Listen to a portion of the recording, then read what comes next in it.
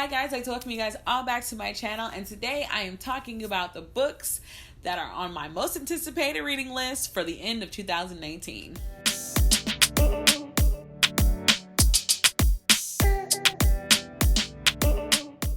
So I'm starting with August. I know we're already in August, but I'm very confident in the books that I'm picking. I know I still don't forgive myself for Black Leopard, Red Wolf, Black Leopard, one of the two, because that was just to me. But I have some other books. I've written them down, so we're just gonna try to cover them all. But the first book that I look forward to reading is The Dragon Republic by R.F. Kuang. And that is the second book in the Poppy War series. So the first book was Poppy War, but I don't honestly remember what the name of the series is. And it focuses on one girl who has shaman powers. And these said shaman powers have done some things, honey. Unfortunately, to get these powers, one has to open themselves up to the gods. And the gods are vengeful, terrible beings. And it's set in like Imperial China, so it's a war right now going on. That's all I can tell you without giving spoilers to the Poppy War. So I highly suggest reading Poppy War. If you like fantasy, war, those type of books. I am more of a gory fantasy type reader. I love gore. I love violence. I love war. I love fantasy. I love magic. So if that tells you the kind of books, any type of book like that, then, I feel like you'd be okay. The next book I want to read is Sea Witch Rising by Sarah Henning. This is the second book, which is the sequel to Sea Witch. So in Sea Witch, I remember saying that I was just kind of like, don't really care too much. Whereas Sea Witch Rising, I think this is where we dive into the story of the Hans Christian Andersen version of The Little Mermaid, not the Disney version, because I was going to make a comment about Black Ariel, but I'm not going to do that to y'all today.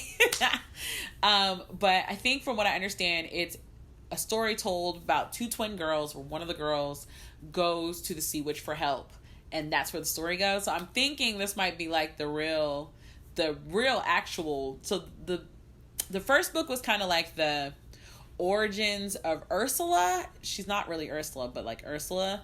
And then this one is like after she becomes the Sea Witch, and Ariel. I don't know if she's going to be called Ariel, but we'll find out. I know both of these books come out this month.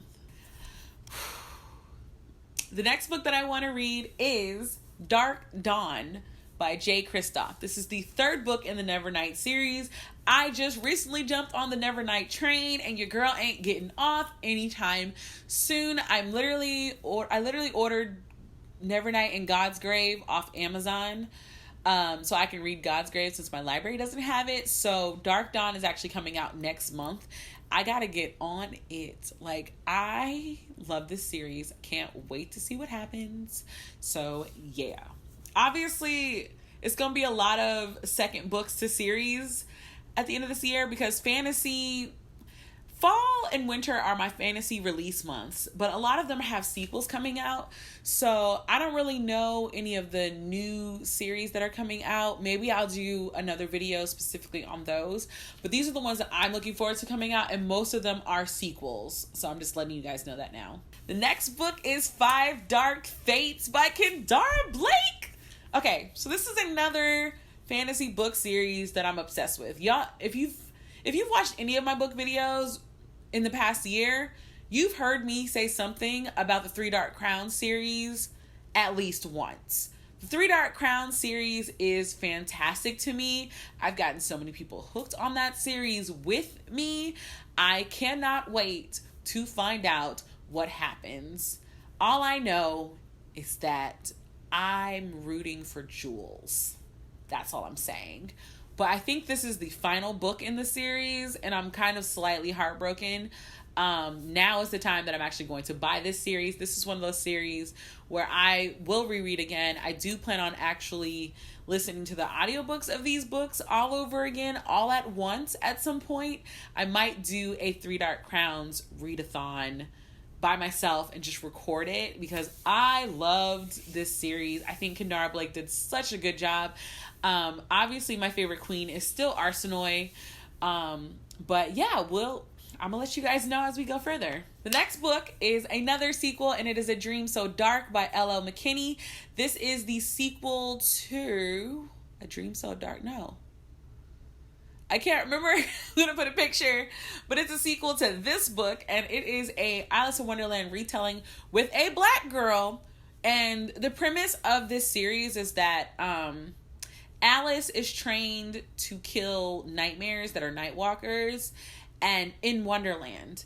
So these nightwalkers are manifestations of fears and different things that happen in the real world. They manifest themselves into these monsters, and they start off in Wonderland, and she protects one of the gates that leads them out into the real world where they could harm people. She works with we have regular characters like Hatter and everything else in the story, but it's not, I keep saying this, it's not a retelling. It is a reimagining. This is they take different aspects of the Alice in Wonderland story to make this story, but it is not a retelling in the slightest. It is a very reimagined world. It's Alice trying to balance her life in the real world versus doing what she needs to do in Wonderland, and her mama ain't having it. She's also black. She's also very much into nerdy things. The story literally starts off with her in cosplay as Chibi Moon. So, yeah, I support her 100%. Actually made it on my list. This one is another Tochi Onyebuchi book. He's the one who did not Crown of Thunder. Crown of Thunder is another sequel. But needless to say, he's another one of my fantasy writers that I just recently got introduced to this year, and I love him. He is coming out with a book called War Girls. I think it's a sister book. I'm not really sure, but I am very excited. I've actually pre-ordered this book because I don't know, I just feel like it's going to be a good book. Penguin Teen, if you watching this, like, your girl would love to talk to you. Like, check your email or something. Email me here. The next book that I want to read is Girls of Storm and Shadow by Natasha Nagin.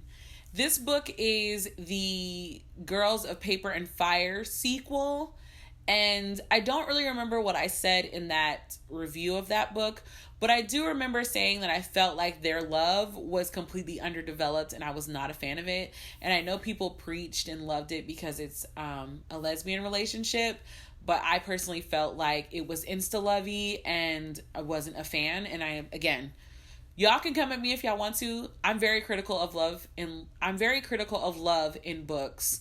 I don't care who you're loving. If it's insta-lovey and unbelievable, it's insta-lovey and unbelievable. But the way that the story ended in the first book, I am intrigued to see how the story unfolds. So I do want to read it.